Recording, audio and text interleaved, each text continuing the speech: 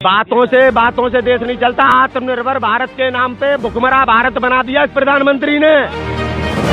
देश के राम के नाम पे देश लूटा है नरेंद्र मोदी ने। याद रखना, राम तेरी गंगा मैली हो चुकी है, पापियों के पाप धोते धोते ये असत्य हो गया।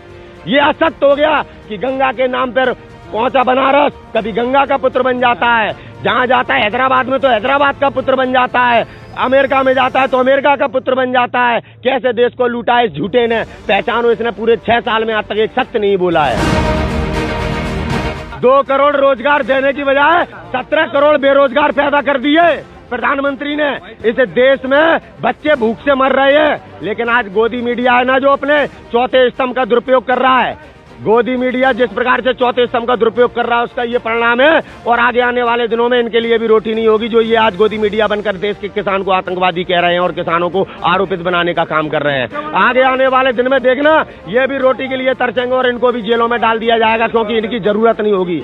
आज इनकी जरूरत है, इनके माध्यम से नागरिकों की आवाज को दबाने का काम किया जा रहा है। जब इस देश में नागरिकों की आवाज को दबा दिया जाएगा तो कोई नहीं पूछेगा रजत शर्मा को, कोई नहीं पूछेगा सुधीर चौधरी को, याद रखना कोई नहीं पूछेगा इन गोदी मीडिया के पत्रकारों को, कोई नहीं पूछेगा। ये भी आखिरकार उसी लाइन में खड़े होंगे जिस लाइन में देश का गुलाम नागरिक खड़ा होगा। आज तक किसान को गन्ना किसान का बकाया नहीं दिया है, वो दोगुनी आई कैसे कर देगा ये प्रधानमंत्री। 22,000 करोड़ रुपया गन्ना किसानों का बकाया है, आज तक इस पीएम ने नहीं दिया।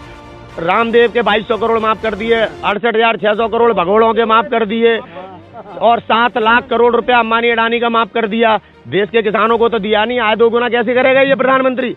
नहीं बोलेगा पीएम, इस पे कुछ लिख के दे रहा हूं, तुम्हें लिख के दे रहा हूं, नहीं बोलेगा।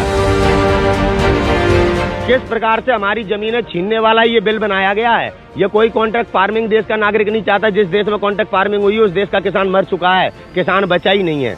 आज हम अपनी मातृभूमि को बचाने के लिए, अपने अधिकारों के लिए यहाँ पे खड़े हुए हैं। हम सरकार से लड़ नहीं रहे। देखिए, कभी जब मोदी जाते हैं अमेरिका में, मोदी की कोई नागरिकता नहीं है, भारत का पीएम है।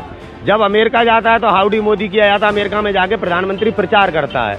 जब आज अमेरिका के लोग, नरेंद्र मोदी जब भारत के लोकतंत्र की हत्या कर रहा है, जब वो ट्वीट करते हैं तो तमाम इस देश के बड़े बड़े लोग ट्वीट के माध्यम से कहते हैं कि हमारे देश के मामले में इंटरफियर मत करो। कौन सा ऐसा मोदी के पास अधिकार था कि अमेरिका में प्रचार करने गए थे ट्रंप का। यहाँ पे भी ट्रंप को बुला के प्रचार किया गया, नमस्ते ट्रंप। आज जब अमेरिका ट्वीट कर रहा है तो कह रहे हैं हमारे देश की बात है, उनके भी देश की बात थी। देश के नागरिक को सोचना चाहिए कि सरकार किसानों को किस प्रकार से टारगेट कर रही है। 26 जनवरी भी उसका एक हिस्सा था। जिस 26 जनवरी के दिन लाल किले पे हमेशा सेना की तैनाती रहती थी, इस 26 जनवरी पे किसानों ने दिल्ली में जाने के लिए रास्ता मांगा था, उस रास्ते से भटका के 26 लाल किले तक किसानों को पहुंचाया प्रशासन ने। देखना पड़ेगा देश के नागरिकों को कि 26 जनवरी पे लाल किले पे कोई था ही नहीं, किसी भी प्रकार की न सेना न कोई बल।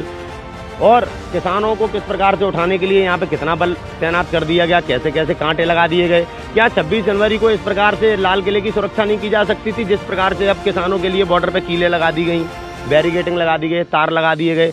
क्या हमारे देश के मान सम्मान की रक्षा करने के लिए, तिरंगा की रक्षा करने के लिए भारत सरकार, गृह मंत्री इस प्रकार से लाल किले को नहीं पैक कर सकते थे? लेकिन नहीं किया, क्योंकि षड्यंत्र करना था किसानों के खिलाफ।